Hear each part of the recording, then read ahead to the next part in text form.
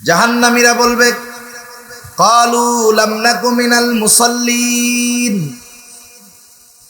এক নাম্বার কারণ, আমরা মুসল্লি ছিলাম না।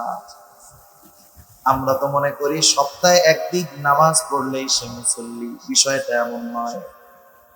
আমার আগে হযরত আরশের ছায়ায় যেই 7 শ্রেণীর মানুষ স্থান পাবে, এর মধ্যে একজন হলো সেই ব্যক্তি রাজুলুন কলবুহু মুআল্লাকুম বিল মাসাজিদ। ওই ব্যক্তি যার অন্তর সর্বদা মসজিদের সাথে থাকে, সে হলো অরিজিনাল মুসল্লি। আর যেই ব্যক্তির অন্তর সর্বদা মসজিদের সাথে থাকে, সে কখনো নামাজ ত্যাগ করে না, সে কখনো নামাজ পরিত্যাগ করে না। বরং তার দুনিয়ার মধ্যে সবচাইতে গুরুত্ব যেই ব্যাপারে থাকে, সেটার নাম হলো নামাজ। জাগতিক যত ব্যস্ততা তার থাকুক না কেন, নামাজের সময় হলে তার অন্য কোনো কিছু আর পেরেশানি থাকে না। সব নামাজের দিকে সে ঝুঁকিয়ে দেয়, নামাজের ব্যাপারে সে চিন্তিত বেশি থাকে। আচ্ছা, একটু বলেন তো, দুনিয়ায় আমাদের দেশ 92% মুসলমানের দেশ। কিছু জিনিস আছে শুধু দাবি করলে হয় না। 92% মুসলমানের দেশ, আমরা দাবি করি। কিন্তু জরিপ হলো, আমাদের দেশে যত মুসলমান আছে, এই মুসলমানদের মধ্যে শতকরা 10 ভাগও নয়, বরং তার অনেক কম। 7-8% মানুষ সর্বোচ্চ 5 ওয়াক্ত নামাজ পড়ে। বাকি 93% মুসলমানের হিসাবে 93% মুসলমান 5 ওয়াক্ত নামাজ পড়ে না। ঢাকা শহর সহ আমাদের গ্রাম অঞ্চলগুলোতে জুমার দিন মসজিদ ভরে যায়। 5-7 তলা মসজিদ ভরে, বিশাল রাস্তায় জায়গা থাকে না, জ্যাম লেগে যায় ঢাকার মধ্যে। যেই মসজিদে জুমার সময় 7 তলা ভরে, রাস্তা ভরে গেছে সব, ওই মসজিদে আসরের নামাজে নিচের তলায় অর্ধেক ধরে না। অবস্থা কি চিন্তা করে? জুমার নামাজ এত মানুষ পড়ে, এরপরেও জরিপ হলো যে বাংলাদেশে অর্ধেক মুসলমানও জুমার নামাজ পড়ে না। তার মানে হিসাবে আমরা মুসলমানের সংখ্যা যা, তার অর্ধেক ফুল ফিল বেনামাজি, জুমার নামাজও পড়ে না। এগুলো এমনি মুসল্লি তো হইতে পারে নাই, সাপ্তাহিক মুসল্লি হইতে পারে নাই। অথচ চিন্তা করে দেখেন, নামাজ কত গুরুত্বপূর্ণ একটা ইবাদত। যে কথা বলতে চেয়েছিলাম, দুনিয়ার মানুষ যারা বেনামাজি, নামাজ পড়ে না, নামাজের গুরুত্বটা কিন্তু বোঝে, নামাজ যে ফরজ এটা বোঝে, কিন্তু নামাজ পড়ে না। এর কারণটা কি? আপনাদের বাজারে যারা বেনামাজি, জিজ্ঞাসা করবেন, ব্যবসায়ী যদি হয়, নামাজ পড়ো না কেন? বলে ভাই, আসর মাগরিব এশা এই 3 ওয়াক্ত এমন এক ওয়াক্ত, এই টাইমে দোকানের মধ্যে ক্রেতা আসে বেশি, তাই না? তার মানে সে নামাজ না পড়ার কারণ হলো জীবিকা উপার্জন, রিজক অন্বেষণ করতে গিয়ে সে নামাজ পড়ে না। যেই ব্যক্তি রিক্সা চালায়, অটো চালায়, সিএনজি চালায়, জিজ্ঞাসা করেন নামাজ পড়ো না কেন? সে বলবে সময় পাই না, পেটের চিন্তা কইরাই তো অস্থির, কামাই রোজগার ভালো হয় না, নামাজ পড়বো কেমনে? আমাদের একটা চিন্তাধারা এমন হয়ে গেছে যে আমরা মনে করি শরীয়তের বিধিবিধানগুলা মান্য করলে শুধু মনে হয় পরকালের কল্যাণ, দুনিয়ার কোনো মনে হয় কল্যাণ নাই। আমাদের ধারণাটা ওইরকম যে আমরা যদি শরীয়তের হুকুম আহকাম মেনে চলি, লাভ পরকালে, দুনিয়ার মনে হয় কোনো লাভ নাই। যদি দুনিয়ার লাভটা বুঝতো সাধারণ মানুষ, ব্যবসায়ী দোকান বন্ধ করে তাহলে নামাজ পড়বে।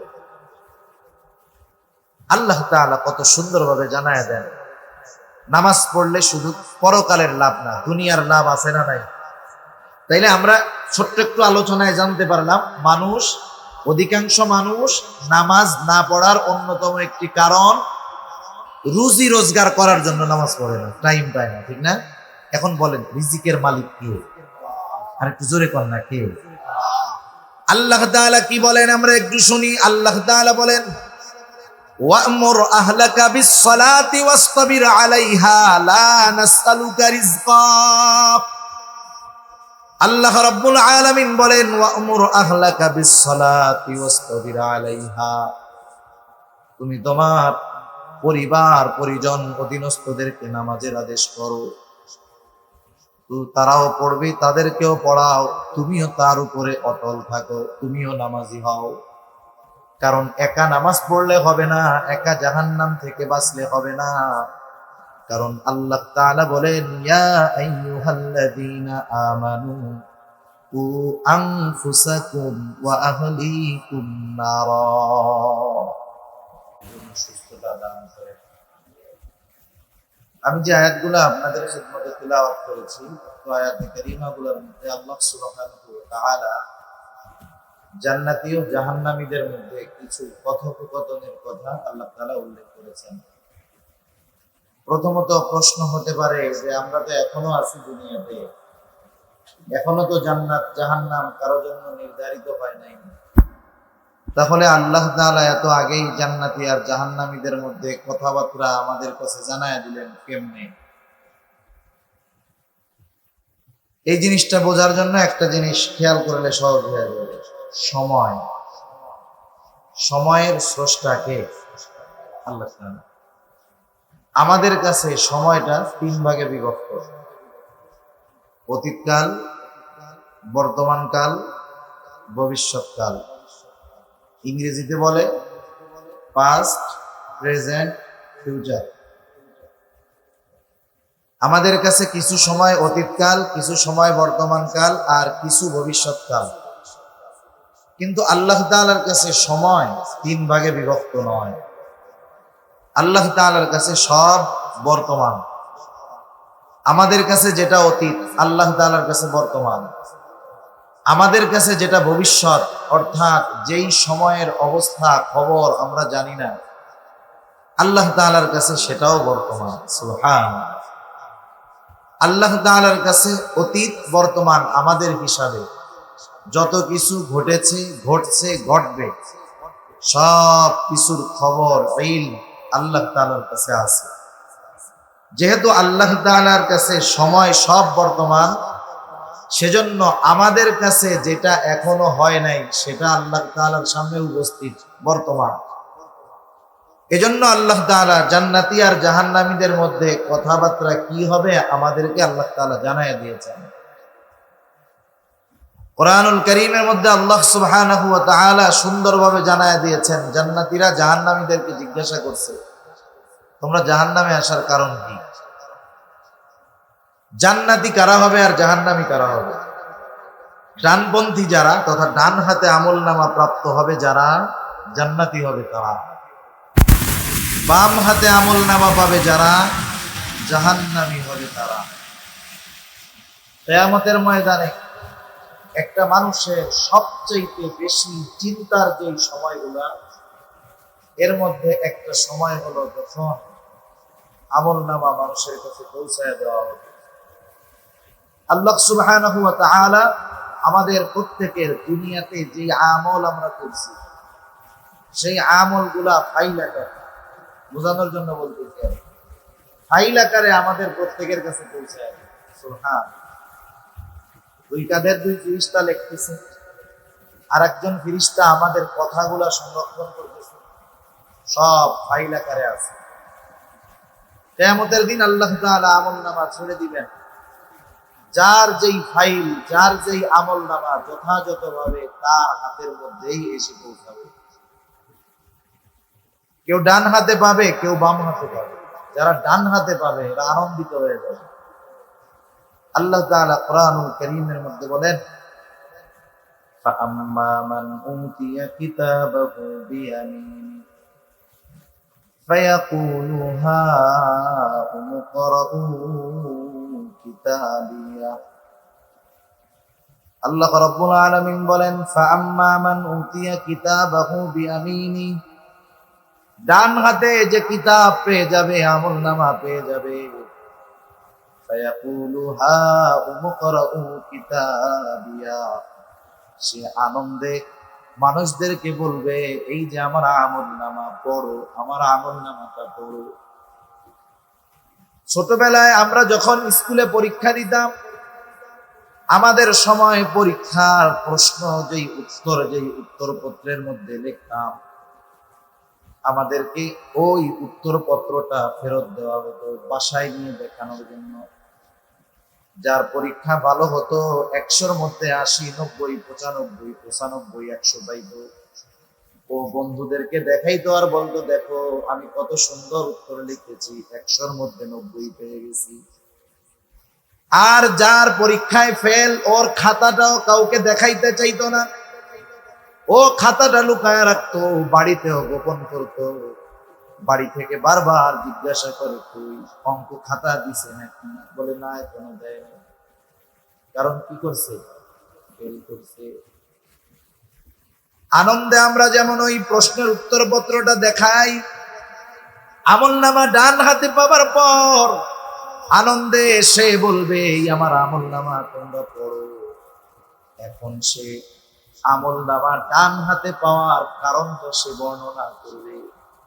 100-র মধ্যে 95 কেন সে পেয়েছে? কারণ পরীক্ষা ভালোভাবে দিয়েছে, লেখাপড়া ঠিক মতো করেছে। এইবার সে বলবে, ইন্নী যনানতু আন্নী মুলাকিন হিসাবিয়া, আমি এই ব্যাপারে দৃঢ় ধারণা রাখতাম যে আমাকে হিসাবের সম্মুখীন হওয়া লাগবে। দুনিয়াতে আমি এই বিষয়ের উপরে দৃঢ় বিশ্বাস রাখতাম। সেই জন্য দুনিয়ার আমল আমি সুন্দর করছি, এই জন্য ডান হাতে আমলনামা করছি। আবার যে বাম হাতে আমলনামা পাবে, বাম হাতে যে আমলনামা পাবে তার অবস্থা কি হবে? আল্লাহ তাআলা বলেন, ওয়া আম্মা মান উতিয়া কিতাবাহু বিশিমালি ফায়াকুলু ইয়া লাইতানি লাম উতা কিতাবিয়া ওয়া লাম আদরি মা হিসাবিয়া। যে বাম হাতে আমলনামা প্রাপ্ত হবে সে বলবে, হায় আমার দুর্ভাগ্য, লাম উতা কিতাবিয়া, আমি যে এই আমলনামা যদি না পাইতাম কতই না ভালো হতো। সে আফসোস করতে থাকবে, ওয়ালাম আদরি মা হিসাবিয়া, আমি আমার এই হিসাবের ব্যাপারে যদি না জানতাম কতই না ভালো হতো। সেই দিন সে আফসোস করবে, কিন্তু আর কিছু থাকবে না। ডান হাতে আমলনামা প্রাপ্ত মানুষগুলা হবে জান্নাতি। বাম হাতে যারা আমলনামা পাবে, দুনিয়ার মধ্যে সে যে কর্ম করেছে সেই কর্ম অনুযায়ী তাকে প্রতিফল দেওয়া হবে। এই কথাটাই এখানে মূলত বোঝানো উদ্দেশ্য। কুল্লু নাফসিন বিমা কাসাবাত রহিনা, প্রত্যেক প্রাণ তার কর্মের ব্যাপারে সে আবদ্ধ, বন্ধক রাখছে। মানে খারাপ কাজ করছে, সে ওই খারাপ কাজের প্রতিদান পাবে। তবে ইল্লা আসহাবাল ইয়ামিন, ডানপন্থী তথা যারা ডান হাতে আমলনামা পাইছে তারা ছাড়া। আল্লাহ রাব্বুল আলামিন এরপরে যারা ডানপন্থী তথা জান্নাতি, তাদের অবস্থা কি হবে? জান্নাতীরা যখন জান্নাতের মধ্যে চলে যাবে, জান্নাতে যাওয়ার আগ পর্যন্ত প্রত্যেকটা মানুষ সর্বোচ্চ চিন্তায় থাকবে। সেই দিন মানুষেরা প্রত্যেকে নিজের চিন্তায় বিভোর থাকবে। কুরআনুল কারীমের মধ্যে আল্লাহ তাআলা বলেন, ইয়াউমা ইয়াফিরু মার'উ মিন আখিহি ওয়া উম্মিহি ওয়া আবিহি ওয়া সাহিবাতিহি ওয়া বানিহি লিকুল্লি ইমরিইন মিনহুম ইয়াওমাইযিন শা'নুন ইউগনিহি। সেই দিন তো এমন একটি, দুনিয়ায় ভাইয়ের সাথে কত মহব্বত, সেই দিন ভাইয়ের থেকে পালাবে। চিন্তা করবে, যদি ভাইয়ের সাথে দেখা হয়, একটা মেয়েকে যদি চায় বসে, পালায় চলে যাবে। বাবার থেকে পালাবে, মার থেকে পালাবে, স্ত্রীর থেকে পালাবে, সন্তানের থেকে পালাবে। কেউ চাইবে না পরিচিত কারোর সাথে দেখা হয়ে যাক। দেখা যদি হয়েও যায়, সে পরিচয় তো স্বীকার করবে। সবাই তো করবে। যেই মা 10 মাস গর্ভে ধারণ করছে, 2 বছর দুধ পান করিয়েছে, নিঃশ্বাস দিয়ে, দুনিয়ার মানুষের মধ্যে নদীর কথা বলে, অন্যান্য মানুষের মধ্যে যে সবচাইতে নিঃস্বার্থভাবে ভালোবাসে সে হলো মা। ওই কঠিন মুসিবত কিয়ামতের দিন মা তার সন্তানের পরিচয়কে অস্বীকার করবে, এমন কঠিন একদিন সেই দিন। সেজন্য প্রত্যেকটা মানুষ পেরেশান, কিন্তু যখন মানুষ জান্নাতে চলে যাবে এখন তো আর চিন্তা টিন্তা নাই, টেনশন আছে, ওখানে তো সালাম, শান্তি আর শান্তি। জান্নাতীরা জান্নাতে গিয়ে এবার তাদেরকে খুঁজতে থাকবে, দুনিয়াতে যাদের সাথে তার সম্পর্ক ছিল খুঁজতে থাকবে কোথায় তারা। সবাইকে তো পাবে না, একসাথে স্কুলে পড়ছে, একসাথে খেলাধুলা করছে, সে জান্নাতি, দেখা যাবে তার আর এক বন্ধু সে হয়ে গেছে জাহান্নামী। কোথায় তারা? আল্লাহ রাব্বুল আলামিন জান্নাতি আর জাহান্নামীদের মধ্যে কথোপকথনের ব্যবস্থা করে দিবেন। জান্নাতি আর জাহান্নামীদের মধ্যে কথোপকথনের ব্যবস্থা আল্লাহ তাআলা করবেন। প্রথমত যখন জান্নাতীরা জাহান্নামীদের ওই অবস্থান দেখতে পাবে, কষ্ট দেখতে পাবে, তখন তারা যেই নিয়ামত পেয়েছে, জান্নাত পেয়েছে, এই জান্নাত পাওয়ার কৃতজ্ঞতা আল্লাহ তাআলার কৃতজ্ঞতা আরো বাড়ায়া দিবে। যখন কেউ শুধু শান্তির মধ্যে থাকে, কষ্টের ব্যাপারে তার কোনো জ্ঞান থাকে না, সে এই শান্তির মর্ম বুঝতে পারে না। জাহান্নামীদের ওই দুর্দশা দেখে জান্নাতীরা বুঝতে পারবে আল্লাহ তাআলা কত মেহেরবানি আমাদের উপর করছেন। জান্নাতীরা পরস্পর কথাবার্তা বলবে, ফি জান্নাতিন ইয়াতাসাআলুনা আনিল মুজরিমিন। তাফসীরে ইবনে কাসীরের মধ্যে আসছে জান্নাতীরা পরস্পর বলাবলি করবে, জান্নাতীরা জাহান্নামীদেরকে জিজ্ঞাসা করবে। আল্লাহ তাআলা কত সুন্দরভাবে এই কথোপকথনের কথা আমাদেরকে জানায়া দিয়েছেন।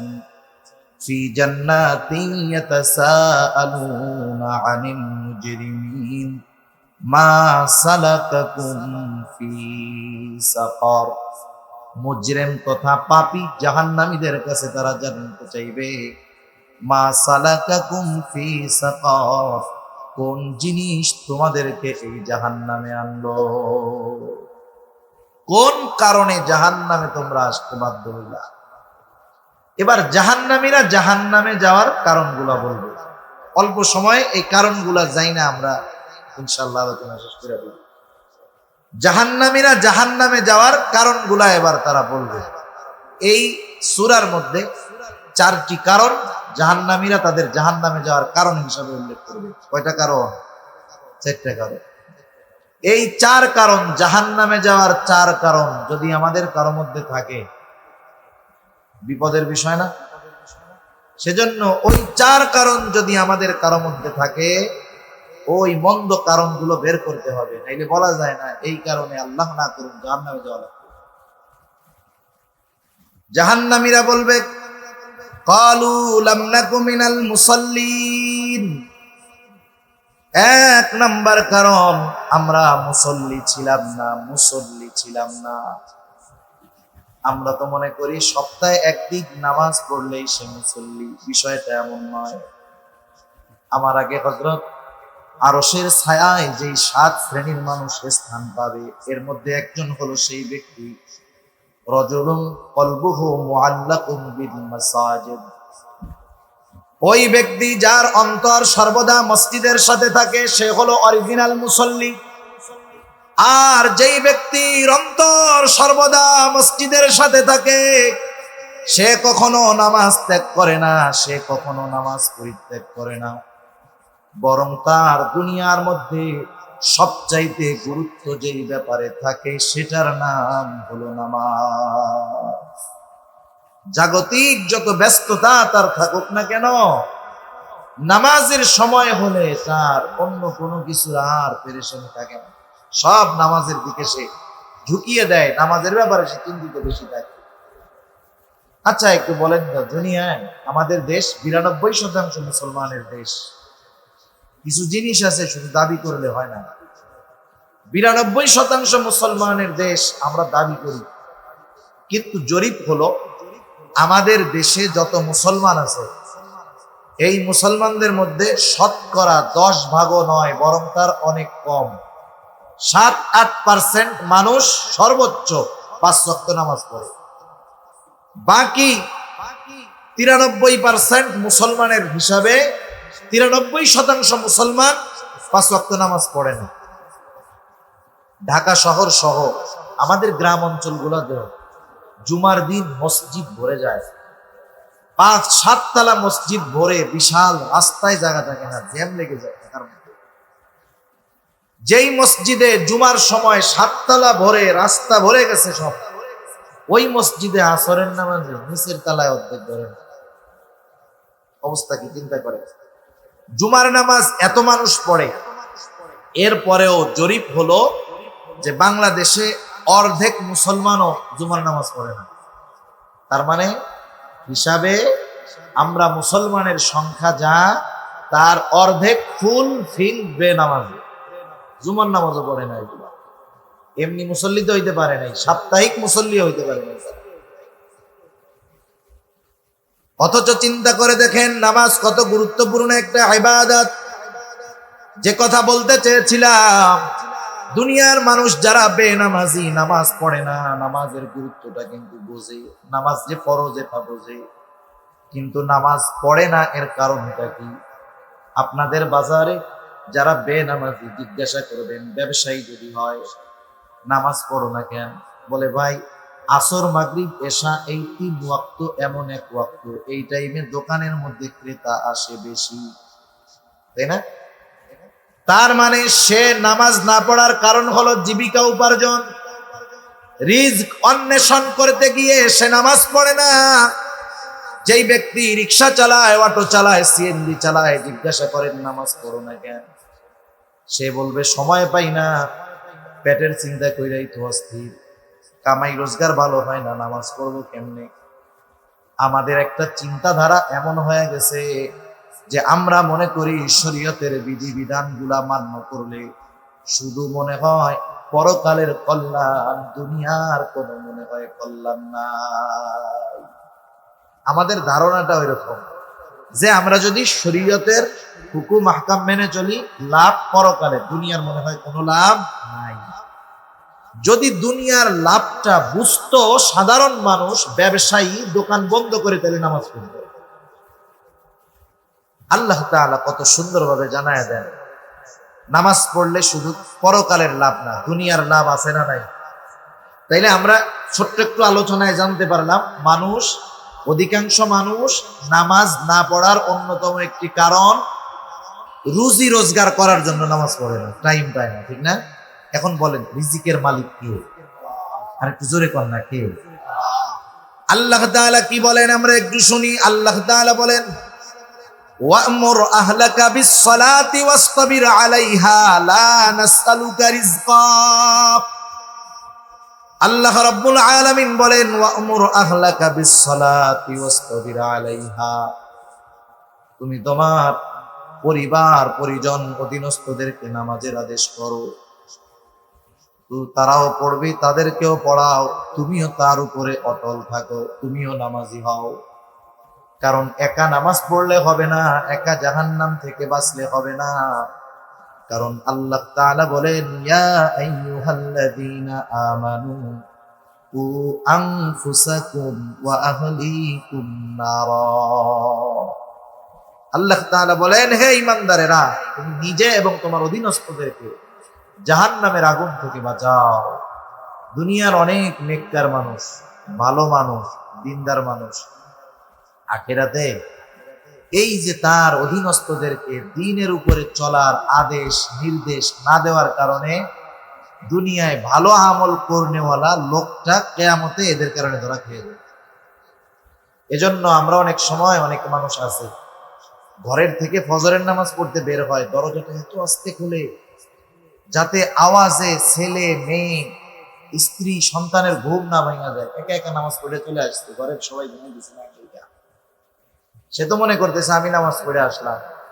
সে তো তার সন্তান, অধীনস্থ পরিবার পরিজন এদেরকেও জাহান্নামের দিকে ঠিক ঠেলা দিল। ওদেরকে ঠেলে দেওয়ার কারণে ওরাও টাই না, ওই নামাজিকে ওরাও জাহান্নামে নিয়ে একা পড়ছে, এদের পড়তে বলে নাই। সেজন্য আল্লাহ তাআলা জানায় দিলেন, অধীনস্থদেরকে নামাজের আদেশ করো আর তুমি এই নামাজের উপরে অটল থাকো। লাভটা কি হবে? আল্লাহ তাআলা বলেন, লা নাসআলুকা রিজকা, আমি তোমাদের কাছে রিজিক চাই না, বরং তোমরা নামাজ যদি পড়ো, অধীনস্থদেরকে যদি পড়াও, লাভ তোমাদের। প্রথম লাভ দুনিয়ার। আল্লাহ তাআলা বলেন, নাহনু নারযুকুকা, আমি আল্লাহ তোমাদেরকে রিজিক প্রদান করব। তাইলে দেখেন, ব্যবসায়ী ব্যবসা করে, নামাজ পড়ে না, রিজিকের আশায় কাজ হবে? বরকত হবে না। সেজন্য নামাজ পড়লে দুনিয়ায় রিজিকের ব্যবস্থা আল্লাহ তাআলা করে দেন। শত ব্যস্ততা থাক, কাজ থাক, আমরা 5 ওয়াক্ত নামাজ পড়ব। 5 ওয়াক্ত নামাজ সুন্দরভাবে পড়তে একেবারে ধীর স্থিরতার সাথে।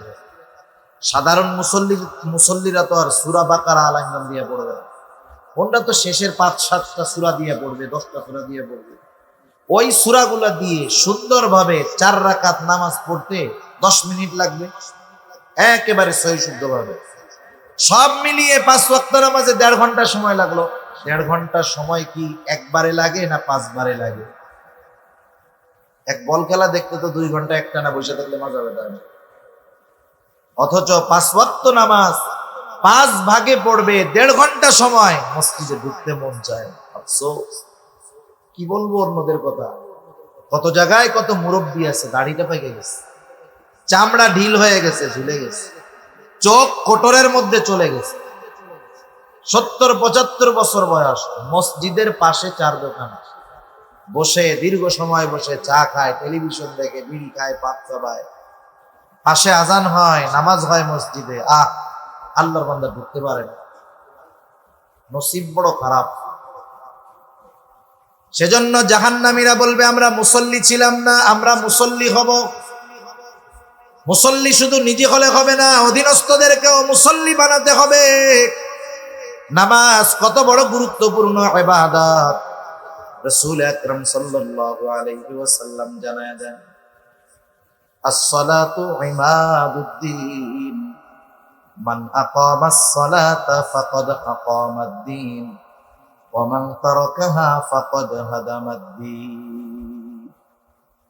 নবীজি সাল্লাল্লাহু আলাইহি ওয়াসাল্লাম বলেন, নামাজ হলো দ্বীনের স্তম্ভ। মান আকামাস সালাহ, যে নামাজ কায়েম করে সে দ্বীন প্রতিষ্ঠা করে। সুবহানাল্লাহ। বলেন তো, আপনাদের এলাকার বেনামাজি যারা মুসলমান ঘরের সন্তান, একজন দিনদার মানুষ গিয়ে যদি ওই বেনামাজি মুসলমানকে বলে, চল আমরা দিন ধ্বংস করব, বেনামাজি ওরে যদি বলা হয়, চল আমি আর তুই গিয়া দিন ধ্বংস করব, বেনামাজি বলবে, তুমি নামাজ পড়ে কি করলে, আগে পিটাবে ও, ঠিক না? বলে, তুমি নামাজ পড়ো আবার দিন ধ্বংস করতে চাও। অথচ ও বেনামাজি, ও জানে না যে ও নামাজ না পড়ে নিজেই দিন ধ্বংস করতেছে। নবীজি এরপরে বলেন, নমান তারাকাহা ওয়া মান তারাকাস সালাতা ফাকাদ হাদামাদ-দ্বীন, আর যে নামাজ ছেড়ে দিল সে দিন ধ্বংস করলো। তাহলে বেনামাজি দিন ধ্বংসকারীদের একজন। চিন্তা করে দেখছেন বেনামাজির অবস্থা কত খারাপ।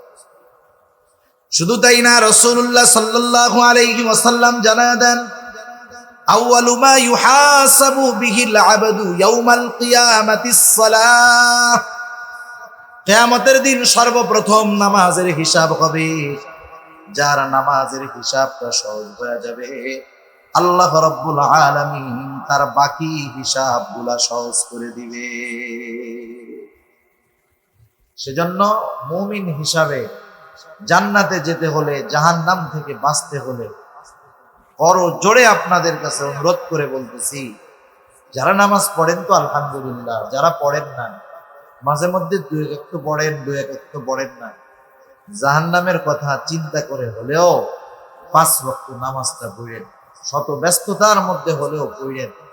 হয়তো প্রথম প্রথম কষ্ট লাগবে, এরপরে এক সময় অভ্যাস হবে, এরপরে এক সময় নামাজ না পড়লে আর ভালো লাগবে, ঠিক কিনা বলে? এখন পড়তে কষ্ট হইতেছে, আর এক সময় না পড়লে ভাল লাগবে। তাহলে জাহান্নামীরা জাহান্নামে যাওয়ার প্রথম কারণ বলল, লাম নাকু মিনাল মুসাল্লিন, আমরা মুসল্লি ছিলাম না। নামাজ তো এমন এক ইবাদত, নামাজের মাধ্যমে আল্লাহ তাআলার সাথে বান্দা সবচাইতে নৈকট্য অর্জন করে। শুধু তাই না, দুনিয়ার প্রয়োজন নামাজের মাধ্যমে আল্লাহ তাআলার কাছ থেকে এই প্রয়োজন মেটানো যায়। সালাতুল হাজতের মাধ্যমে পরে আল্লাহ তাআলা জবাব দেয়। সুবহানাল্লাহ। বান্দা সেজদার মাধ্যমে আল্লাহ তাআলার সবচাইতে নৈকট্য অর্জন করে। ওয়াসজুদ ওয়াকতারিব, সেজদা করো আর নৈকট্য অর্জন করো। সুবহানাল্লাহ। রাসূল আকরাম সাল্লাল্লাহু আলাইহি ওয়াসাল্লাম অন্তরের প্রশান্তি আনয়নের জন্য সালাত নামাজ পড়তেন। নবীজির নামাজের ইতিহাস বললে তো লম্বা সময় লাগবে। আমরা তো ফরজটাই ঠিক মতো পড়ি না। পড়বো তো ইনশাআল্লাহ, আল্লাহ তৌফিক দান করুক। যারা পড়ি তো আলহামদুলিল্লাহ, যারা পড়ি না তারা পড়বে। 2 নাম্বার কারণ হিসাবে জাহান্নামীরা বলবে ওয়ালাম নাকুনু তুইমুল মিসকিন, আমরা মিসকিনদেরকে খানা প্রদান করতাম না, মিসকিনদেরকে খানা দিতাম না। স্বাভাবিকভাবে সাধারণভাবে যে কাউকে খানা খাওয়ানো এটা কিন্তু ফজিলতের কাজ। রাসূল আকরাম সাল্লাল্লাহু আলাইহি ওয়াসাল্লামের কাছে একজন এসে জিজ্ঞাসা করতেছে আইয়ুল ইসলামি খায়র, ইসলামের মধ্যে উত্তম কাজ কোনটা? নবীজি সাল্লাল্লাহু আলাইহি ওয়াসাল্লাম ছিলেন উম্মতের রূহানি ডাক্তার। দেখা যায় তো একই প্রশ্ন একাধিক ব্যক্তি করেছে, কিন্তু এক এক জনের জন্য তিনি এক এক ধরনের উত্তর দিয়েছেন। এই ব্যক্তি প্রশ্ন করলো আইয়ুল ইসলামি খায়র, নবীজি সাল্লাল্লাহু আলাইহি ওয়াসাল্লাম বললেন তুতাইমুত তাআম ওয়া তাকরাউস সালাম আলা মান আরাফতা ওয়া মান লাম তারিফ, তুমি খানা খাওয়াও, মানুষকে খানা খাওয়াও, আর পরিচিত অপরিচিত সবাইকে বেশি বেশি সালাম প্রদান করো। এ দুটা ইসলামে উত্তম কাজ, সাধারণভাবে খানা খাওয়ানো। কিন্তু এটা বুঝতে হবে যে সাধারণভাবে খানা খাওয়ানোর সিস্টেমটাও ঠিক হতে হবে। আপনাদের এলাকার খবর জানি না, এখন তো মানুষকে দাওয়াত দেয় পাবার আশায়। আগের মুরব্বীদের কাছে শুনছি, মুরব্বীদেরকে শেষ সময় দেখছি ওনাদের দূর সম্পর্কের আত্মীয়, রক্তীয় সম্পর্কের না, 5-6 প্যাঁচ দিয়া এরপরে খালাতো ভাই, আপন ভাই তো নাই। 5-7 প্যাঁচের পরে এরপরে কি খালাতো ভাই। ওই খালাতো ভাইয়ের মেয়ের বিবাহ, দাওয়াত দেয় নাই কেন? এই জন্য রাগ হয়েছে, কথা কয় না, অভিমান করছে। তোমার মেয়ে বিবাহ দিলে আমাকে দাওয়াত দিলাম, রাগ হয়েছে। আর এই জামানায় যাকে দাওয়াত দেওয়া হয়, দাওয়াত দিলে খুশি তো বহুত দূর, টেনশনে পড়ে যায়। যে কমিউনিটি সেন্টারে সব আটকাইয়া খাওয়াইয়া দাওয়াইয়া পাশে সামনে টেবিল নিয়ে বসে থাকবে, টাকা না দিয়ে উপায় আছে? এই জামানায় মানুষ দাওয়াত দেও বাইসা বাইসা, যাদেরকে দাওয়াত দিলে বড় বড় নোট দিবে এদেরকে দাওয়াত। এই দাওয়াত খাওয়ানোতে কোনো লাভ নেই, কারণ এই দাওয়াত তো প্রতিদানের আশায় খাওয়াইতেছে, ঠিক কিনা বলে? আরো কত খাওয়ানো আছে, সব খাওয়ানোর কথা সব জায়গায় কইতে হয় না। তা যাই হোক, এই একটাই বলি, প্রতিদানের আশায় যদি খাওয়ায় কোনো লাভ নাই। আর যদি আল্লাহর জন্য খাওয়ানো হয়, একজন ধনী মানুষ হতে পারে, তারে খাওয়াইলাম আল্লাহর জন্য, ওই খাওয়ানোর মধ্যেও ফজিলত আছে, ঠিক কিনা? এটা সাহাবাদের একটা গুণ, তারা মানুষরে খানা খাওয়াইতেন প্রতিদানের আশায় নয়।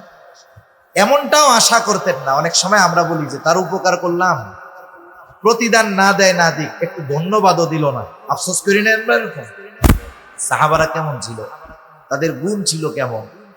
তারা মানুষকে খানা খাওয়াইতো কেন? আল্লাহ তাআলা বলেন ইন্নামা নুতঈমুকুম লিওয়াজহিল্লাহ লা নুরিদু মিনকুম জাযাআন ওয়ালা শুকুরা।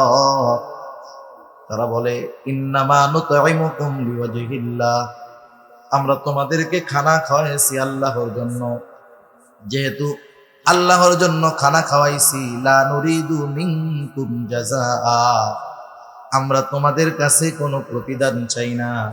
প্রতিদান তো বহুদূর, ওয়ালা শুকুরা, কৃতজ্ঞতা প্রকাশ করো তথা ধন্যবাদ দাও, এটাও চাই না। আমরা কি করি? দাওয়াত দিয়া কমিউনিটি সেন্টারের মধ্যে ঢুকাইয়া বাইরে হওয়ার দরজা একটা, লজ্জায় হইলেও টাকা দেওয়াই লাগে। এই ধরনের দাওয়াত আত্মার সম্পর্ক বাড়ায় না, বরং এ ধরনের দাওয়াত ইউরোপ আমেরিকানদের সিস্টেম, তাদের কালচার, তারা পেইং গেস্ট রাখে, পেইং গেস্ট। বাসায় মেহমান থাকে ঠিক, কিন্তু টাকা দিয়ে খাওয়ান লাগে। এটা মুসলমানের কালচার না। এজন্য আমরা সাধারণভাবে মানুষকে খানা খাওয়াবো, এটা তো ভালো কাজ। এখন এই খাবারটা যদি মিসকিন অসহায়রে খাওয়ানো হয়, তেলও মাথায় তেল দিলে ওতে কোনো দাম পাওয়া যায় না। যে প্রতিদিন ভালো খায় তারে ভালো খাওয়াইয়া সুনাম হয় না, দোয়া পাওয়া যায় না। বরং খাওয়ানোর পরে সে আগে 5 দিন যা খাইছে এটার সাথে এটার কম্পেয়ার করে, কি বলে, যারে গতকাল যে গোশটা খাইলাম মেজবানির গোশ, ওটা যে মজা লাগছে, আজকে এটা জাল বেশি হয়ে গেছে। ও তো প্রতিদিন খায়, এই জন্য খাওয়ার পরে শুক্রিয়ার টাইম তো নাই। ও কম্পেয়ার করে, তুলনা করে, আগের দিনেরটা কেমন হয়েছে, ওই বাড়িরটা কেমন হয়েছে, ওই হোটেলেরটা কেমন হয়েছে। কিন্তু আমি আপনি যদি একজন অসহায়রে খাওয়াই যে 1 মাস গরুর গোশতের গ্রানই পায় নাই, লবণ কম হইল না বেশি হইল, জাল হইল না কম হইল, ওইটা দেখবে না, ও খাইয়া খুশি হয়ে যাবে, ঠিক কিনা বলেন? সেজন্য মিসকিনদেরকে খানা খাওয়ানো বড় ফজিলতের কাজ। আমার কাছে সামর্থ্য নাই, আমি খাওয়াইতে পারি না, আরেকজনকে উৎসাহ দিব, নিরুৎসাহিত করব না। নিজে খানা খাওয়াইতে পারলে সবচেয়ে ভালো। আমি পারলাম না, আমার কাছে একজন আসছে সাহায্যের জন্য, ভাই 10টা টাকা দেন কিছু খাবো, আমার কাছে নাই। আমার বন্ধু পাশে আছে, আমি যদি তাকে বলি বন্ধু তুমি তাকে 10টা টাকা দাও, সে যদি দেয়, আমি 10 টাকা দান না করেও শুধুমাত্র সুপারিশ করার কারণে তার দানের সমপরিমাণ সওয়াবের মালিক আমি হয়ে যাব। প্রথম আমি নিজে খাওয়াবো যদি পারি, না পারলে আরেকজনকে কি দিব, উৎসাহ দিব, নিরুৎসাহিত করব না। এই নিরুৎসাহিত করা হলো আবু জেহেল মার্কা কাজ। সূরা মাউনের শুরুতে কাফেরদের 3টা বদঅভ্যাসের কথা আল্লাহ তাআলা বলেছেন। কাফেরদের 3 বদঅভ্যাসের মধ্যে একটা কি, ওয়ালা ইয়াহুদ্দু আলা তাআমিল মিসকিন। তারা মিসকিনদেরকে খানা দেয় না, বরং আরো কি করে, নিরুৎসাহিত করে। কতজন আছে এরকম? অভাব নাই এমন মানুষের, নিজে তো দিলই না, আরেকজন যখন দিতে যায় বলে ওরে না দিয়ে আমারে দে, আমি একটা চা খাইয়ে দেব। একজন মানুষ যদি আমার আপনার কাছে কিছু চাইতে আসে, ধরেন সেই লোকটা ধোঁকাবাজ হতে পারে, আমি তার ব্যাপারে সুনিশ্চিতভাবে জানি না যে লোকটা ধোঁকাবাজ আসছে, আমি আমার নিয়ত ঠিক রাইখা তাকে যদি কিছু দিয়ে দেই, আশা করা যায় আমার নিয়তের কারণে সে ধোঁকা দিতে পারে, কিন্তু আমার নিয়তের কারণে আমি সওয়াব বঞ্চিত হব না। এরপরে আমার কাছে নাই, আমি তাকে উত্তম কথার দ্বারা ফিরাইয়া দিব, নাই বলে বিরক্ত হব না। কারণ যারা অসহায় এদেরও একটা আত্মমর্যাদা আছে। মনে করেন 2 জন মানুষ এক জায়গায় আছে, একজনের কাছে এসে সাহায্য চাইলো, বলে যে কিছু দেন, এই বেচারা রাগ হয়ে গেল, ধর তোমাদের জ্বালায় রাস্তাঘাটে চলা যায় না, রাগ হইয়া 100 টাকার নোট একটা দিয়ে দিল। সচরাচর সাধারণত রাস্তাঘাটে ভিক্ষা কয় টাকা, 10 টাকা 20 টাকা নয় দেওয়া হয়, 100 টাকা দেওয়া এটা বড় একটা ব্যাপার না। 100 টাকা দিছে, কিন্তু ব্যবহার করছে কি, খারাপ। পাশে আরেকজনের কাছে গেছে, তার কাছে নাই, সে দিতে পারে নাই, সে সুন্দর ভাষায় বলছে ভাই এখন তো আমার কাছে নাই, তুমি পরে যদি আসো দেখা করো ইনশাল্লাহ আমি দিব, আইসো। হ্যাঁ, সুন্দর একটা হাসি দিল, কিন্তু দিতে পারলো না। বলেন তো ওই গরিব মানুষ খারাপ আচরণকারীর 100 টাকা পেয়ে নাকি ওই লোকটা দেয় নাই তার সুন্দর আচরণ পেয়ে খুশি হবে? সুন্দর আচরণে খুশি হবে। এজন্য উত্তম কথা, উত্তম আচরণ, এটাও একটা ভালো কাজ। তাহলে মিসকিনদেরকে খানা না দেওয়া, অপরকে নিরুৎসাহিত করা, এটা কাফেরদের অভ্যাস। কাদের অভ্যাস? একটু জোরে বলেন না, কাদের অভ্যাস? কাফেরদের অভ্যাস। যারা মিসকিনদেরকে খানা দেয় না, অপরকে দিতে নিরুৎসাহিত করে, তারা দুনিয়াতে রিজিক সংকীর্ণতায় পড়বে, দুনিয়াতে থাকবে মাগার খাইতে পারবে না। আছে না এরকম অনেক মানুষ? আল্লাহ কত টাকা পয়সা দিছে, বয়স 35-40 বছর, আল্লাহ তাআলা গলায় ক্লোজ করে দিছে, কিছু খাইতে পারে না। এমন রোগ আল্লাহ তাআলা দিছে, যেই লোক চাইলে ডেলি 2টা গরু জবাই দিয়া মেজবানি খাইতে পারে, খাওয়াইতে পারে। এমন রোগ হয়ে গেছে 40 বছর বয়সে, ডাক্তার বলছে বাঁচতে চাইলে আমার কথা মতো চলতে হবে। কি করব? বলে ভাত খাইতে পারবা না, গোশতর গন্ধও শুকতে পারবা না, তুমি খামো কি? বলে তোমার কিডনি সমস্যা, ডায়াবেটিস সমস্যা, হাই প্রেসার, খাবা কি তুমি? তোমার জন্য খাবার হইল আতপ চাউলের জাউ। জাউ চিনেন? যাও চিনেন? যাও নরম করে রান্না করে যে পোলাপানরে খাওয়ায়। এখন তুমি খাইবা আতপ চাউলের যাও, কিন্তু হাই প্রেসার আছে, লবণ ছাড়া খাইতে হবে। একটু বলেন তো, আতপ চাউলের যাও যদি লবণ ছাড়া দেওয়া হয় কেউ খাবে? আল্লাহ চাইলে থাকবে সম্পদ, খাওয়াবে ওইটা। সূরাতুল ফাজর, আল্লাহ রাব্বুল আলামিন এই সূরার মধ্যে রিজিক সংকীর্ণতার 4টি কারণ বর্ণনা করেছেন। আল্লাহ তাআলা কোরআনুল কারীমের ওই সূরা ফাজরের মধ্যে বলেন, ফাআম্মাল ইনসানু ইযা মাবতালাহু রাব্বুহু ফাআকরামাহু ওয়া না'আমা। আল্লাহ তাআলা যখন মানুষের পরীক্ষা নেওয়ার জন্য আল্লাহ তাআলা তাকে নিয়ামত দেন, ইযা মাবতালাহু রাব্বুহু ফাআকরামাহু ওয়া না'আমা, তাকে সম্মানিত করেন, নিয়ামত দেন, সম্পদের মালিক বানায় দেন। ওই লোকটা তখন বলতে থাকে, ফায়াকুলু রব্বি আকরামান, আমার রব আমাকে সম্মানিত করেছে। দুনিয়ার মধ্যে অনেক মানুষ আছে নামাজ রোজা কিছুর ধার ধারে না, কিন্তু সম্পদের মালিক আছে না? আবার তার প্রতিবেশী নামাজ পড়ে, দ্বীনের উপরে চলে, কিন্তু অভাবে জীবন যাপন করে। বলেন তো, এমন দিনদার মানুষ আছে না নাই? এইবার ওই বেনামাজি বদ্দিন সম্পদের মালিক নামাজিরে বলে, নামাজ পড়ে তুই কি করলি? খায় কে, মোটা হয় কে? নামাজ পড়স তুই, বরকত দেয় আল্লাহ আমারে। চিন্তা করছেন কত বড় খারাপের খারাপ? নামাজ কালাম পড়ি না তাই আল্লাহ কত সম্মানিত করছে, আর যদি পড়তাম তোরা না খায় মুরগি। ও তো ভাবতেছে আল্লাহ ওকে মোহাব্বত করে সম্পদ দিছে। কারুনরে সম্পদ আল্লাহ কম দিছিল? জোরে বলেন না, কম দিছিল? কারুনরে আল্লাহ খুব ভালোবাসে না? ভালোবাসে কারুনরে। হ্যাঁ, তাইলে সম্পদ পদ পদবি পাইলেই এটা বলা যাবে না যে আল্লাহ ভালোবাসে। সেজন্য আল্লাহ তাআলা সম্পদ মাঝে মধ্যে পরীক্ষা করার জন্য দেন। এরপরে যখন আল্লাহ তাআলা ওয়া আম্মাল ইনসানু ইযা মাবতালাহু ফাকাদারা আলাইহি রিজকাহ ফায়াকুলু রব্বি আহানান, আবার আল্লাহ তাআলা যখন মানুষের পরীক্ষা নেওয়ার জন্য রিজিকের মধ্যে সংকীর্ণতা দেন, সম্পদ কেড়ে নেন, সম্মান পদ পদবি সব কেড়ে নেন, এইবার ওই লোকটা যখন রিজিক সংকীর্ণতায় ভোগে, সে বলে ফায়াকুলু রব্বি আহানান, আমার রব আমাকে অসম্মানিত করেছে। তাফসীরের মধ্যে মুফাসসিরিনে কেরাম বলেন, মানে সে বলতে চায় যে আমি সম্মানের উপযুক্ত ছিলাম, কিন্তু আমার রব আমারে সম্মানিত করে নাই। নাউযুবিল্লাহ। তাইলে এটা আল্লাহর ব্যাপারে তার কি একটা অভিযোগ দায়ের করেছে না? এবার আল্লাহ তাআলা ওই শ্রেণীর মানুষের এই অভিযোগের জবাব দিচ্ছেন যে তোমাদের রিজিকের সংকীর্ণতা কেন হয়েছে।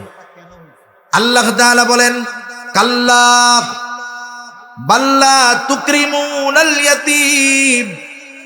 আল্লাহ তাআলা বলেন, কখনো নয়, বরং তোমাদের রিজিক সংকীর্ণতার অন্যতম কারণ হলো তোমরা ইয়াতীমকে সম্মান করো না, তথা ইয়াতীমের হক যথাযথভাবে আদায় করো না। এরপরে আল্লাহ তাআলা বলেন, ওয়ালা তাহাদ্দুনা আলা তুআমিল মিসকিন, তোমরা মিসকিনদেরকে খানা দাও না, অপরকে নিরুৎসাহিত করো, নিজেও দাও না। এই কারণে তোমাদের রিজিক সংকীর্ণতা আসছে। তাইলে বিষয়টা আমাদের মাথায় রাখতে হবে, মিসকিনকে খানা না দেওয়া কাফেরদের স্বভাব, মিসকিন অসহায়দের খাবার না দেওয়া কাদের স্বভাব? কাফেরদের স্বভাব। মিসকিনদেরকে যারা খানা দেয় না, অপরকে উৎসাহিত করে না, নিরুৎসাহিত করে, এরা রিজিক সংকীর্ণতায় ভুগবে, রিজিক সংকীর্ণতায় ভুগবে। সুতরাং কেউ যদি চায় যে তার রিজিক প্রশস্ত হোক, রিজিক প্রশস্ত হোক, তাহলে সে মিসকিনদেরকে খানা খাওয়াবে। আমরা খানা খাওয়াবো ইনশাআল্লাহ। এরপরে জাহান্নামীরা তাদের জাহান্নামে যাওয়ার 3 নাম্বার কারণ হিসাবে বলবে, আমরা অহেতুক মজলিসের মধ্যে, অনর্থক মজলিসের মধ্যে বসে সময় ক্ষেপণ করতাম। ওয়া কুন্না নাখুদু মাল খাইদিন। এই যে অনর্থক মজলিসগুলা প্রত্যেক বাজারে চায়ের দোকানে আছে না? না, চার দোকানের মজলিস, ওই জায়গায় উকিল, ব্যারিস্টার, ইঞ্জিনিয়ার, ডাক্তার সব পাওয়া যায়, রাজনীতিবিদ, কূটনীতিবিদ, সমাজনীতিবিদ, সবাই ওই জায়গায় থাকে। চার দোকানে একসাথে সবগুলো পাওয়া যায়। দুনিয়ার যত গীবতের মজলিস, মিথ্যা কথার মজলিস, এই চার দোকানগুলো। আবার চায়ের দোকানে যদি টেলিভিশন না থাকে, ও দোকানের ব্যবসা শেষ। চিন্তা করে দেখেন, এই যে মজলিসগুলোর মধ্যে আমরা বসি, এই মজলিসগুলা জীবনের দুনিয়ার উপকার আছে এই মজলিসে, আখেরাতের উপকার আছে। বরং অনর্থক মজলিসে সময় ব্যয় করে আমার আমল নামা গোনাহ দ্বারা আমরা আরো ভারী করে দিচ্ছি। হাকিমুল উম্মাত আশরাফ আলী থানভী রহমাতুল্লাহ আলাইহি এজন্য বলতেন যে তোমরা অনর্থক মজলিসে তো বসবাই না, বরং অনুপস্থিত কোন ব্যক্তির প্রশংসাও তোমরা তোমাদের মজলিসের মধ্যে করবা না। কারণ আপনার মসজিদের ইমাম সাহেব সব মুসল্লির কাছে ভালো না। উনি যদি যুগশ্রেষ্ঠ আল্লাহর ওলিও হয়, মসজিদের ইমাম সাহেব যদি যুগশ্রেষ্ঠ আল্লাহর ওলি হয়, ওই এলাকার সবার কাছে উনি ভালো হবে না। মুসল্লি 5 জন ইমাম সাহেবের অনুপস্থিতিতে ইমাম সাহেবের ব্যাপারে বলতেছে। একজন বলে আলহামদুলিল্লাহ, আমাদের ইমাম সাহেব খুব মুত্তাকি মানুষ। আরেকজন বলে আলহামদুলিল্লাহ, তিলাওয়াতটাও ভালো, বয়ানটাও ভালো করে। এখন আরেকজন আছে, তার ইমামকে ভালো লাগে না। আমার যারে ভাল লাগে না, তার প্রশংসা শুনলে আমার মধ্যে তো অবস্থা খারাপ হয়ে গেছে। ও আর সহ্য করতে পারতেছে না, বলে এত কথা বইল না, এত ভালো না, কত কিছুই আছে তোমরা জানো না, আমি জানি, এই জানি। এখন বলেন, শুরু হয়েছিল প্রশংসা দিয়ে, আস্তে আস্তে যাচ্ছে গীবতের দিকে, আস্তে আস্তে এটা অপবাদের দিক যাবে। সেজন্য অনর্থক মজলিস গুলা ত্যাগ করার দরকার, দ্বীনি মজলিসে সময় দেওয়ার দরকার। আপনার হাতে অফুরন্ত সময় আছে, কোরআন শরীফ পড়েন। কোরআন শরীফ পড়তে পারি না, আশেপাশে মাদ্রাসা আছে, হেফজখানায় যাইয়া পাশে বসে বসে তিলাওয়াত শুনেন। আলেম ওলামার এলাকা ভরপুর চট্টগ্রাম, ওলামা ইকরামের সাথে বসে কিছু সময় দেন, ইমাম সাহেবের কাছে বসে একটু সময় দেন, মসজিদে একটু বেশি সময় বসে থাকেন, কিছু পড়ার দরকার নাই, এমনিই বসে থাকেন। সেজন্য সময় এটা দামি এক নেয়ামত। এই সময়গুলা যদি অহেতুক অনর্থক মজলিসে আমরা ব্যয় করি, এগুলা আমাদের পাপের কারণ হবে, জাহান্নামে যাওয়ার কারণ হয়ে দাঁড়াবে। তাহলে জাহান্নামীরা জাহান্নামে যাওয়ার 4টি কারণ বর্ণনা করেছে। 1 নাম্বার কারণ, লাম নাকু মিনাল মুসাল্লিন। তারা বলবে আমরা মুসল্লি ছিলাম না, আর আমরা মুসল্লি হব। ওয়ালাম নাকু নুতাইমুল মিসকিন, আমরা মিসকিনদেরকে খানা দিতাম না, আমরা মিসকিনদেরকে খানা দিব। ওয়া কুন্না নাখুদু মাল খাইদিন, আমরা অনর্থক মজলিসের মধ্যে সময় ব্যয় করতাম, আমরা অনর্থক মজলিস থেকে বেঁচে থাকবো। 4 নম্বর কারণ হিসাবে তারা বলছে ওয়া কুন্না নুকাযযিবু বিয়াউমিদ্দিন। কারো মধ্যে যদি আগের 3টা দোষ থাকে, ঈমান যদি ঠিক থাকে, এই 3 দোষ থাকে, নামাজ পড়ে নাই, মিসকিনদের খানা দেয় নাই, অনর্থক মজলিসে বসছে, কিন্তু একটু হইলেও ঈমান নিয়ে মরতে পারছে, সে তো অপরাধের শাস্তি ভোগ করার পর একটা সময় ঈমানের কারণে জান্নাতে যাবে। কিন্তু 4র্থ ত্রুটি যদি কারো মধ্যে থেকে যায়, সে আর কাজ হবে না, অনন্তকাল জাহান্নামে থাকতে হবে। কারণ কিয়ামতের প্রতি বিশ্বাস রাখা ঈমানের 6 স্তম্ভর একটি। ঈমানের ভিত্তি 6টি, এর একটি হলো পরকালের উপরে বিশ্বাস রাখা। আমরা ছোটবেলা মক্তবের মধ্যে পড়ছি, আমাদেরকে 7টা পড়ানো হইতো আর কি। আমানতু বিল্লাহি ওয়া মালাইকাতিহি ওয়া কুতুবিহি ওয়া রুসুলিহি ওয়াল ইয়াউমিল আখিরি ওয়াল কদরি খাইরিহি ওয়া শাররিহি মিনাল্লাহি তাআলা। শেষে একটু বাড়ায়া পড়াইতো ওয়াল বাসি বাদাল মাউত, মৃত্যুর পরে পুনরায় পুনরুজ্জীবিত হওয়ার পর, ওয়াল ইয়াউমিল আখিরি আর ওয়াল বাসি বাদাল মাউত। মূলত 2টা হলো 2 এর মধ্যে 1, 1 এর মধ্যে 2, এই 2টা একই জিনিস। মৃত্যুর পর থেকে নিয়ে বাকি সময়টা হলো পরকাল, এগুলার উপরে বিশ্বাস রাখা। সেই জন্য ঈমানের 6 স্তম্ভের একটি হলো ওয়াল ইয়াউমিল আখিরি, কিয়ামতের উপরে বিশ্বাস রাখা। একটা মানুষ যদি পরকালকে অস্বীকার করে, পরকালকে অবিশ্বাস করে, নিঃসন্দেহে সে বেঈমান। আচ্ছা, জাহান্নামে যাওয়ার কারণ, কিয়ামতকে অস্বীকার করতাম, পরকালকে মিথ্যা মনে করতাম, মিথ্যা প্রতিপন্ন করতাম, এই কথাটা কেন বলা হইল? এই কারণটা কেন সামনে আনা হইল? উলামায়ে কেরাম বলেন, কিয়ামতের প্রতি বিশ্বাস হলো এমন এক বিশ্বাস, পরকালের প্রতি যার যত বেশি বিশ্বাস, দুনিয়ার আমল তার তত সুন্দর। সুবহানাল্লাহ। লিঙ্ক কোন জায়গায় দেখছেন? ওই যে শুরুতে বলছিলাম, ডাইন হাতে যে আমল নামা পাইছি, খুশির ঠেলায় বলতেছে আমারটা পড়া দেখো। কেন আমি পাইছি জানো? আমল নামা ডাইন হাতে পাওয়ার কারণ কি জানো? আমি দুনিয়ার মধ্যে এই দৃঢ় বিশ্বাস রাখতাম যে আমাকে হিসাবের কাঠগড়ায় দাঁড়াতে হবে, এই কারণে আমি ডাইন হাতে আমল নামা পাইছি। আমল নামা কি দুনিয়ায় দিবে না পরকালে দিবে? হিসাব দুনিয়ায় হবে না পরকালে হবে? সেজন্য আখিরাতের জবাবদিহিতার ভয় মানুষকে বাস্তব মানুষে পরিণত করে। আল্লাহর সামনে জবাবদিহিতার ভয় মানুষের আমলকে সুন্দর করে। দুনিয়ার সিস্টেমটা দেখেন না, দুনিয়াতে যদি যেই এলাকায় যেই দেশে জবাবদিহিতা নাই, অপরাধের যথোপযুক্ত শাস্তি নাই, সম্ভবত অ্যারিস্টটল উনি বলেছেন, যেই সমাজে, যেই রাষ্ট্রে, যেই দেশে অপরাধীর যথাযথ শাস্তি হয় না, ওই সমাজে আইন করে অপরাধ নির্মূল করা যায় না। অপরাধ নির্মূলের জন্য অপরাধীর যথোপযুক্ত শাস্তি হতে হবে। কিন্তু বর্তমান দুনিয়ার দিকে তাকান, শুধু বাংলাদেশ না, তামাম দুনিয়ার দিকে তাকান, 7 খুন করে সে রাজার হালে থাকে, কিন্তু মাসি একটা মাইরা সে এখন ফাঁসির অপেক্ষায় বসে রয়েছে জেলখানায়। দুনিয়ার অবস্থাটা এরকম। তাইলে বলেন, এ জায়গায় কি ইনসাফ আছে? ন্যায় বিচার আছে? জবাবদিহিতা আছে?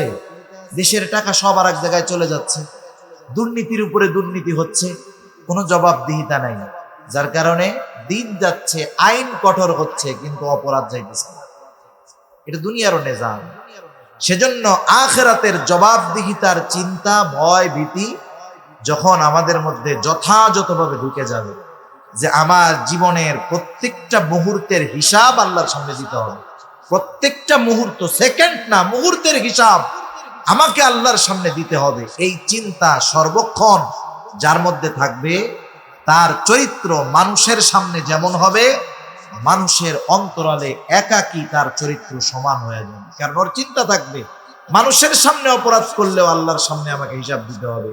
একেবারে একাকী ঘরের মধ্যে অন্ধকারেও যদি আমি অপরাধ করি, এর হিসাব জবাবদিহিতা আমাকে আল্লাহর কাছে দিতে হবে। সেজন্য আখিরাতের চিন্তা মানুষের আমলকে সুন্দর বানায়। আখিরাতের প্রতি বিশ্বাস যার যত বেশি, দুনিয়ায় তার আমলটা তত সুন্দর হয়, তার আমলটা তত ভালো হয়, দুনিয়ার জীবনটা তার তত গোছালো হয়। এখন ওরা বলতেছে এইভাবে তো চলতেছে জীবন, দুনিয়ার জিন্দেগি তো এভাবে চলতেছে, হায়াত তো এক সময় শেষ হবে, তাই না? মালাকুল মউতের আগমনের মাধ্যমে হায়াত শেষ হবে। এবার তারা বলতেছে হাত্তা আতানাল ইয়াকিন, এভাবে চলতেছে, একটা সময় দৃঢ় সত্য আমাদের কাছে চলে আসলো। ইয়াকিন এর অর্থ, এর উদ্দেশ্য হলো মাউত। আল্লাহ তাআলা কোরআনুল কারীমের আরেক জায়গায় বলেন, ওয়া'বুদ রাব্বাকা হাত্তা ইয়াতিয়াকাল ইয়াকিন, আপনি আপনার রবের ইবাদত করেন কোন পর্যন্ত? হাত্তা ইয়াতিয়াকাল ইয়াকিন, দৃঢ় সত্যর আগমন পর্যন্ত, তথা মৃত্যুর আগ পর্যন্ত। এভাবে জীবন চলতেছে, একটা সময় মউত চলে আসছে, আমি আর ফিরে যেতে পারি নাই, ভালো কাজ করতে পারি নাই, তাওবা করতে পারি নাই, নেক আমল করতে পারি নাই। মৃত্যুর পরে যারা দুনিয়াতে ভালো কাজ করে না, গুনার কাজ করে, মৃত্যুর পরে আফসোস হবে, আকাঙ্ক্ষা হবে আবার দুনিয়ায় ফিরে আসতে যদি পারতাম, ভালো কাজ করতাম, আশা হবে, আকাঙ্ক্ষা হবে, কিন্তু দুনিয়ায় কি ফিরে আসা যাবে? ফিরে আসা আর যাবে না। সেজন্য আমরা দুনিয়াতে থাকতে থাকতেই ভালো কাজগুলা করতে হবে। জাহান্নামীদের জাহান্নামে যাওয়ার যে 4টি কারণ আমরা জানলাম, এগুলা যদি আমাদের মধ্যে থাকে, কারণগুলা বের করতে হবে। আল্লাহ সুবহানাহু ওয়া তাআলা আমাদের সবাইকে কথাগুলা অনুযায়ী যথাযথভাবে আমল করবার তৌফিক দান করুন। সকলে বলি আমিন, আরো জোরে বলি আমিন। ওয়া আখিরু দাওয়ানা আনিল হামদুলিল্লাহি রাব্বিল আলামিন। আসসালামু আলাইকুম ওয়া রাহমাতুল্লাহি ওয়া বারাকাতুহু। এই যে যুবকেরা প্রথমবার আয়োজন করছে,